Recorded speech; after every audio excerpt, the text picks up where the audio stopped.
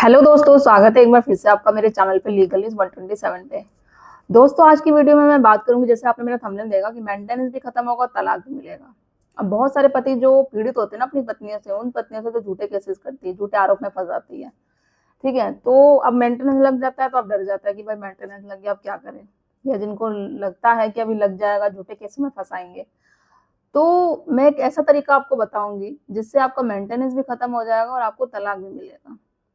तो वो क्या तरीका है, जानने के लिए आपको वीडियो पूरा देखना पड़ेगा, स्किप बिल्कुल मत करिएगा। चैनल पे नए जुड़े हैं तो चैनल को लाइक करना, शेयर करना, सब्सक्राइब करना बिल्कुल मत भूलिए, साथ ही बेल आइकन दबा दीजिए ताकि आपको टाइम टाइम पे मेरी वीडियो की नोटिफिकेशन मिलती रहे।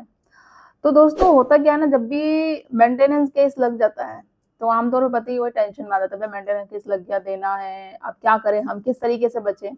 ऐसे तो देखो, मैं टाइम टाइम से हमेशा मैंने बहुत सारी मेंटेनेंस पे वीडियो बना रखी है, जिसमें कि मेंटेनेंस ना देने के बहुत सारे तरीके हैं, कैसे आप मेंटेनेंस देने से बच सकते हैं। तो आप चैनल पे जाके देख सकते हैं। ऐसा नहीं है कि पत्नी ने मेंटेनेंस लगा दिया तो आपको देना ही पड़ेगा, आपको ना देने के लिए लड़ना पड़ेगा। अब बहुत सारे ऐसे कमेंट भी आते हैं कि नहीं, कुछ भी कर लो, मेंटेनेंस तो देना ही पड़ता है, कोर्ट मेंटेनेंस लगा ही देती है। ये जो आपकी सोच है ना, जो आपने एक माइंड में एक सोच बना ली है, एक नेगेटिविटी थॉट बना लिया है, तो आप नेगेटिव सोचोगे, नेगेटिव ही होगा। जब भाई सुप्रीम कोर्ट, हाई कोर्ट या वैसी गाइडलाइंस आ चुकी है, जजमेंट भी आ चुकी है कि अब मेंटेनेंस ना देने के भी बहुत सारे कानून है, राइट्स हैं आपके पास, तो आप उन जजमेंट का यूज करो ना, उन गाइडलाइन का यूज करो ना। क्यों आपने एक माइंड में सेट बना लिया है कि भाई आपको मेंटेनेंस देना ही पड़ेगा। अब पत्नी ने जो आरोप लगाए हैं आप पे, चाहे वो मेंटेनेंस लेने के लिए या जो भी केसों में लगाए 498 उसमें, तो साबित करना पड़ेगा ना। बिना साबित करे ऐसा तो नहीं है कि पत्नी ने जो बोल दिया वो पत्थर की लकीर है, कोर्ट उसी आदेश पे आपको बांध देगा और मेंटेनेंस दे देगा। देखो, जब भी पत्नी मेंटेनेंस केस लगा रही है या आपको लगता है लगाने वाली है, तो आपको क्या करना है, उसके पास सबूत तो कुछ है नहीं। ठीक है, जब भी जैसे इंट्री मेंटेनेंस लगा दी, चलो एक दो मेंटेनेंस स्टार्ट हो गए, 2-3 महीने के स्टार्ट हो गए, कोई फर्क नहीं पड़ता। ठीक है, आपको क्या करना है, इंट्री मेंटेनेंस को एविडेंस स्टेज पे लाना है। अब भले आप खुद उसको हाई कोर्ट में जाके उसको लाओ, जो 60 डेज का होता है ना इंट्री मेंटेनेंस को रोकने के लिए, 21B की एप्लीकेशन लगा के उसको लाओ आप 60 डेज में, कि किसी भी तरीके से मेंटेनेंस को आप रोको। ठीक है, जब वो खत्म करवाने की आप कोशिश करो पूरी तरीके से। आप हमेशा ये कोर्ट में बोलो कि जो मेंटेनेंस देने के लिए जो पत्नी ने आरोप लगाए हैं, सबूत क्या है, पत्नी है, सबूत तो वो कुछ है ही नहीं। 60 डे का टाइम आप मान लो कि उसको इस एविडेंस के लिए। ठीक है, इंट्री मेंटेनेंस को 1-2 महीने की मेंटेनेंस भले ही आपको देनी पड़े, कोई दिक्कत नहीं। हाई कोर्ट में आपको जाके आप खुद करना पड़े, ये आप करो। ठीक है, इससे क्या होगा, इस एविडेंस उस पर आ जाएगा स्टेज पे, इंट्री मेंटेनेंस। पत्नी को सबूत देना पड़ेगा, नहीं देना पड़ेगा, टाइम हो जाएगा 60 डे का। उसके बाद आप क्या करो, तलाक की पिटीशन आप डाल दो। सेम आप तलाक की पिटीशन में 21 की बी की एप्लीकेशन डाल दो 6 मंथ में, कि मुझे तलाक का है जो 6 महीने के अंदर अंदर मुझे केस खत्म कराना है। अब 125 जो सीआरपीसी मेंटेनेंस में आपने लगाई है, ये 60 देगा जो टाइम ले रखा है एविडेंस के लिए, और 6 मंथ का ले रखा है तलाक में। अब जब पत्नी 125 में कोई सबूत नहीं दे रही है, फिर क्रॉस क्वेश्चन है आपका, तलाक पे भी आ जाता है कि भाई वही सेम आप तलाक की जब पिटीशन लगती है, डेट आती है, उस पर ये होगा इसने 125 में भी अभी तक इंट्री मेंटेनेंस में एविडेंस का भी स्टेज पर आ गया, उसने कोई सबूत नहीं दिया। सेम तलाक के लेने पे भी देखो, आपके पास अगर जो भी ग्राउंड है तलाक लेने के लिए, जो भी आधार है, सबूत है, नहीं सबूत है आपके पास, लगा दो। सबूत है तो सारी सबूत एविडेंस इकट्ठे करो, कोर्ट में दिखाओ। सबूत नहीं है तो एक नोट बना लो, एक अच्छे से प्रिपेयर कर लो कि पत्नी ने क्या क्या झूठे आरोप लगाए हैं आप पे, क्या क्या वो आप पे एलिगेशन लगा रखे हैं, तो वो सारी चीजें एक नोट बना लो और फिर पूछो ये इसने आरोप लगाए हैं मुझ पे, ठीक, इसने ये कहा है कि मैंने इसके साथ क्रूरल्टी करी है, तो वो सबूत दे मुझे लाके।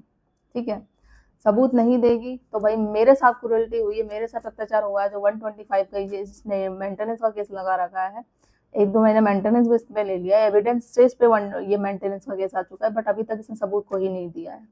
और जो इसने केसेस लगा रखे हैं, ठीक है, आप 482 का जब हाई कोर्ट में आप खुद ही जाओ क्वेश्चन कराने के लिए, ये जो भी झूठे केसेस लगा रखे करवाओ, तो भाई वहां पे भी नहीं हुआ, केस खत्म हो गया, पत्नी कोई सबूत नहीं दे पाएगी। पता है, कि आपको भी ये बात पता है, सबको पता है कि उसके पास कोई सबूत है ही नहीं।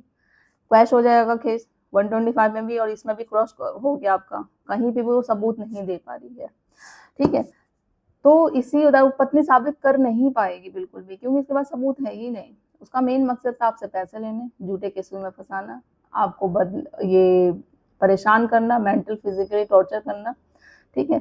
तो इस उसके ही केसों में कैसे उसको खत्म करना, मेंटेनेंस के केस को कैसे रोकना है और वो फिर तलाक तक के आपको कैसे ले जाना है, ये आप पे निर्भर है किस तरीके से आप कानून तरीके से लड़ते हैं। मेंटेनेंस देखो, बहुत से होता है ना कि केसों में जो बातें होती है ना, आप कोर्ट में जाओ या चीजें जाओ, ये बातें आप जाओगे करने के लिए, केस लड़ने के लिए, जो मैंने जिस तरीके से आपको गाइडेंस कर रही हूँ, तो मोस्टली देखो एडवोकेट होते हैं, काफ़ी अवेयर होते हैं, कुछ नहीं होते हैं, तो वो यही बोलेंगे आपको, नहीं ऐसा तो होता ही नहीं है, हम नहीं कर सकते। क्यों? क्योंकि उनके पास इतनी जानकारी होती नहीं है। दूसरा ये कि वो जानबूझ के मना कर देंगे, क्यों? क्योंकि वो ये नहीं चाहेंगे कि भाई उनका क्लाइंट है जो वो चला जाए, इस तरीके से आपका केस जल्दी खत्म हो जाएगा और वो नहीं चाहेंगे। कुछ होते हैं एडवोकेट जो बोलते हैं नहीं भाई अगर ये चला जाएगा तो फिर हमारी इनकम, हमारा पैसा कैसे चला जाएगा, तो मना कर देंगे, ऐसा कुछ होता नहीं है, ठीक है। तो आप कोशिश करो खुद अपना केस लड़ने के लिए। देखो ज़्यादा से ज़्यादा क्या होगा, जहाँ मेंटेनेंस आपको इतना सारा देना पड़ता है, वही जल्दी केस आपको खत्म कराने के लिए, मेंटेनेंस का तलाक की पिटिशन खत्म कराने के लिए हो सकता है 10-20 हज़ार रुपये एक्स्ट्रा लगे, बट ये तो होगा साल भर में आप डिसाइड करो आपका ये केस खत्म हो जाएगा, तलाक भी मिल जाएगा, मेंटेनेंस भी देने की आपको जरूरत नहीं पड़ेगी, बस आपको लड़ना पड़ेगा। मना करते हैं तो कोशिश करो खुद ही जाओ आप हाई कोर्ट, सुप्रीम कोर्ट, तो इस तरीके से लड़ो। होता है क्वैश करवाओ अपने पहले झूठे केसेस को, 125 को 60 क्या बोलते हैं, हाँ 60 दिन के अंदर अंदर एविडेंस स्टेज पे लेकर आ जाओ, एविडेंस मांगो, पत्नी से सबूत मांगो, नहीं देती है तलाक की पिटिशन डालो, उसमें 6 महीने का आप लो टाइम, 21 की फिर से एप्लीकेशन डाल के फिर सबूत मांगो, क्रॉस क्वेश्चन करो, किसी में भी नहीं देती है तो वही चीजें स्टेज पे आ जाता है फाइनली। फिर वो कोर्ट भी देखता है कि चीजें हैं, कोई सबूत पत्नी ने नहीं दिया है, क्योंकि आज की डेट में 95% महिलाएं झूठे केसेस कर रही हैं, ठीक है। उनके पास यही अदारे या रिश्ता और कहीं है, उनका वो अडल्ट्री में है, या फिर सब नहीं रहना चाहती है,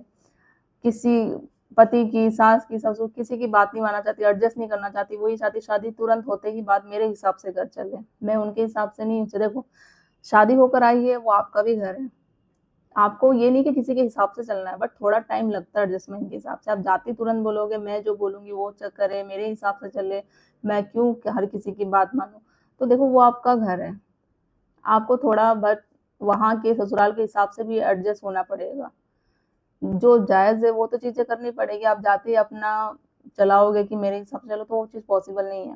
अब कुछ महिलाएं बोलती है कि नहीं मैडम कोई जानबूझ के कोई झूठे केसेस नहीं करता है, उनके साथ अत्याचार होता है। अरे मैं मानती हूँ भाई कि उनके साथ भी अत्याचार होता है, बट मैं आप लोगों के लिए नहीं बोल रही, जिन महिलाओं के साथ सच में अत्याचार पति करते हैं, ससुराल वाले करते हैं, मैं उनकी बात नहीं करती हूँ इस वीडियो में।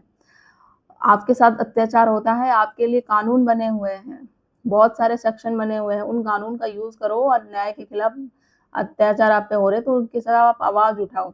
कमेंट करने से कोई फायदा नहीं होगा, आपकी प्रॉब्लम सॉर्ट आउट नहीं होगी। ये मैं आपके लिए नहीं बोलती, मैं उनके लिए बोलती हूँ, वीडियो उनके लिए है जो झूठे केसेस में अपने पति को ससुराल वालों को फंसाती है।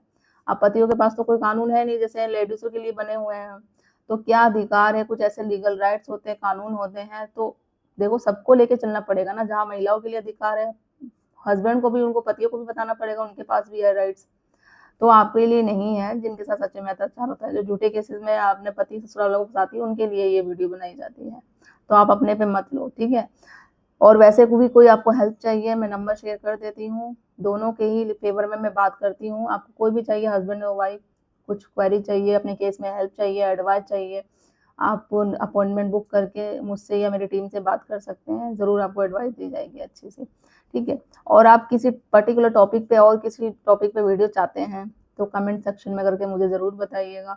देखो जो चीज़ें मैं बताती हूँ ना, कभी कभी तो कोई नेगेटिव कमेंट आते हैं, ऐसा कुछ नहीं होता है, ऐसा कानून नहीं होता चीज़ें, बट कुछ ऐसे अच्छे कमेंट भी आते हैं जो सब्सक्राइबर मुझे करते हैं कि मैम आप सही बात बोलते हो, हमने ऐसा कोर्ट में बोला, या इस बेस ऐसा करने पे हमें सक्सेसफुल मिला अपने केस में, हमारा तलाक भी हमें मिला और मेंटेनेंस भी रुकी, तो बहुत अच्छा लगता है। तो नेगेटिव को तो हम इग्नोर ही मार देते हैं, तो आप करके देखो, ज़रूर आपको मिलेगी। तो मेरे चैनल को ज़्यादा से ज़्यादा लोग तक शेयर करिए, इस वीडियो को सब्सक्राइब करना बिल्कुल मत भूलिए। जल्दी मिलती हूँ मैं कैसी इन्फॉर्मेटिव वीडियो के साथ, तब तक के लिए थैंक यू।